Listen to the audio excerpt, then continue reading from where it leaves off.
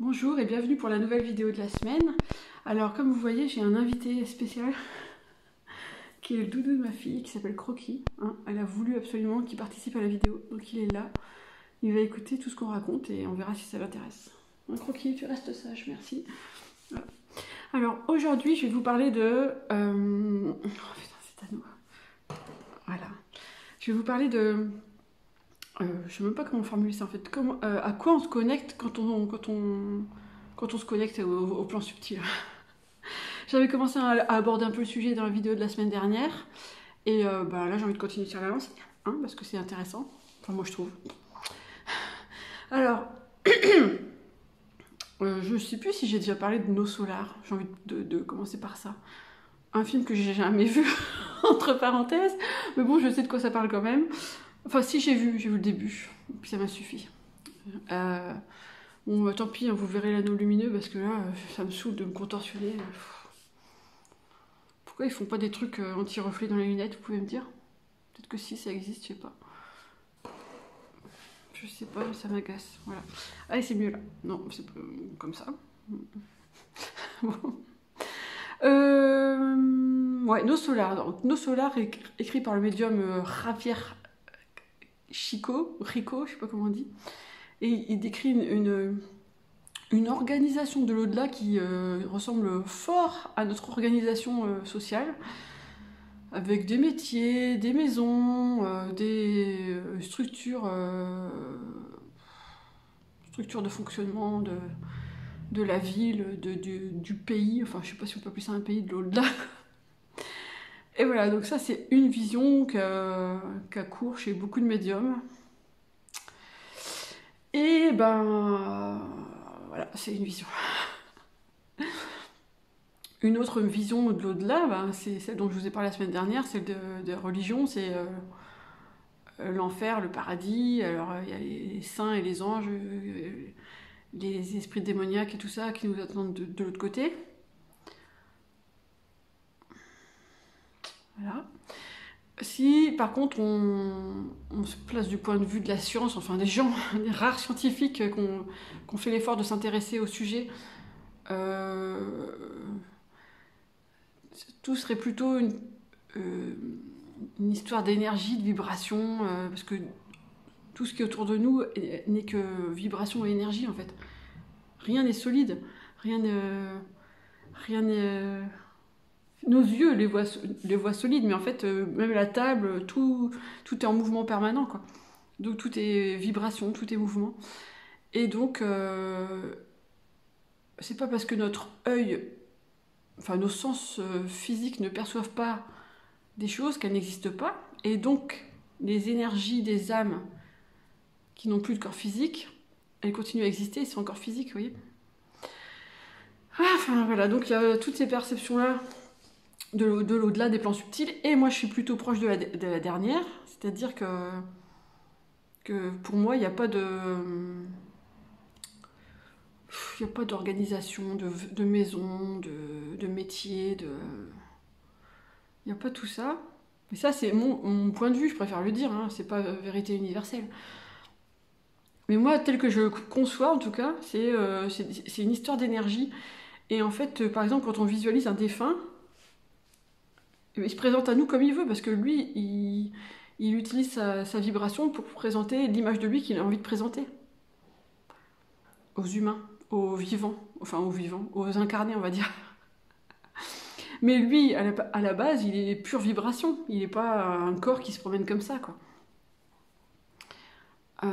Je sais pas comment ça se passe juste quand on vient de mourir. Est-ce qu'on garde une espèce d'hologramme de corps physique parce que ça nous perturberait trop d'être juste une pure énergie, une pure vibration, ou est-ce que dès le départ on n'est plus qu'une pure vibration et on n'a plus besoin de se rattacher à ce corps physique, enfin à cette image de corps physique. Je sais pas si c'est très clair ce que je dis en fait. En tout cas, ce que je me dis aussi, ça veut peut-être encore en partir un peu dans tous les sens, mais ce que je me dis aussi, c'est que quand je me connecte au plan subtil, finalement, je sais pas à quoi je me connecte vraiment. Parce que je suis pas comme certains médiums, moi je visualise pas, enfin, si je peux visualiser, mais c'est pas mon sens premier. Moi je reçois les informations dans ma tête, enfin, ouais, c'est mon cerveau qui fait office de réceptacle. Et donc, est-ce que je pense, ou je ne sais pas, mais c'est une piste de réflexion, que les énergies m'envoient leurs vibrations et que peut-être mon cerveau, lui, transforme ça en représentation humaine, vous voyez? Ou alors c'est peut-être eux dès le départ, enfin c'est peut-être elles, les énergies, qui transforment, qui donnent le schéma pour que ça se recompose dans mon cerveau en truc humain. Oh, j'ai l'impression que je suis la seule médium à me poser des questions tordues comme ça, c'est affreux quoi. En plus ça sert à rien, enfin je sais pas si ça sert à quelque chose. Et donc voilà, donc quand je me connecte, quand je fais des guidances, des clés de l'âme, enfin toutes mes canalisations écrites, eh ben je me demande souvent à quoi je me connecte en fait. Quand je me connecte aux défunts de temps en temps, est-ce que c'est vraiment à une entité qui a été avant un être incarné, à une entité qui s'est pas incarnée mais qui a sa sagesse, etc. Son mode de fonctionnement, sa logique, ses défauts et ses qualités. Ou est-ce que je me connecte à une banque de données qui est semblable à l'inconscient collectif, mais version plus, c'est-à-dire l'inconscient collectif, ça concerne l'humanité incarnée, je dirais. Et bien là, ce serait l'humanité, ou peut-être même pas que l'humanité, tout être vivant, partout, à toutes les époques, dans tous les lieux de l'univers. C'est une banque de données, on ouvre un tiroir et puis on a les infos sur la personne, quoi. Est-ce que c'est ça que je vais consulter, moi, quand je me connecte? J'en sais rien. Mais après, quand je lis les témoignages de clients de certains médiums qui sont ultra précis, je dis pas que je suis pas précise, mais par exemple, moi, je me connecte pas souvent aux défunts parce que je suis pas à l'aise, je me sens pas assez...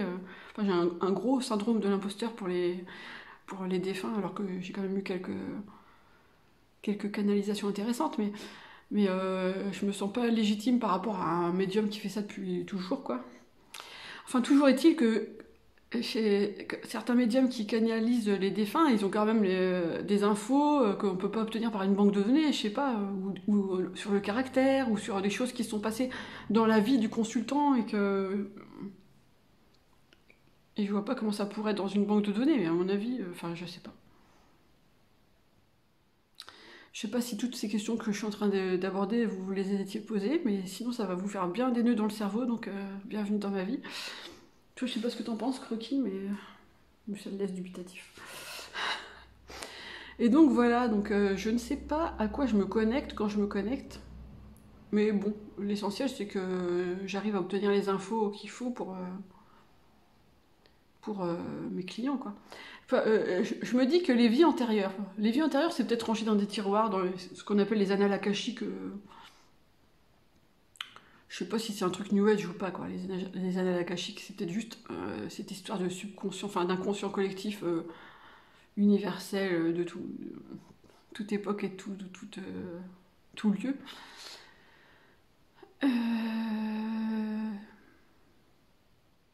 Parce que sinon, qui me raconte ça? C'est l'âme de la personne qui me raconte la vie antérieure de la personne? Je sais pas. Je crois que je suis vraiment... Des fois, je crois qu'il faut vraiment que je débranche mon cerveau. Mais peut-être que c'est important aussi de se poser ces questions-là, j'en sais rien. J'en sais rien parce que... Qu'est-ce qui compte finalement? C'est qui transmet le message ou la véracité du message? Je dirais que c'est quand même la véracité du message qui compte et voilà. Peut-être qu'un jour je saurai vraiment. Je pense quand même parler à des intelligences, mais j'en suis pas certaine, quoi. Je sais pas qui peut avoir des certitudes là-dedans. En fait, c'est compliqué d'avoir des certitudes avec la médiumnité et c'est pas plus mal. Moi j'aime bien avoir des certitudes, enfin me raccrocher à des choses solides, mais là on est à terrain sable mouvant, quoi. Vaut mieux reconnaître qu'on sait rien, notre ignorance et rester humble. Oh là, j'ai des frissons, là, il y a quelqu'un qui se promène dans le coin pendant que je cause. C'est peut-être un de mes guides pour me dire qu'il est là. Enfin voilà, donc à la question posée en début de vidéo, j'ai pas de réponse, voilà. J'espère que ça vous a bien aidé. Et je vous dis à la semaine prochaine pour une nouvelle vidéo. Et d'ici là, portez-vous bien. Ciao!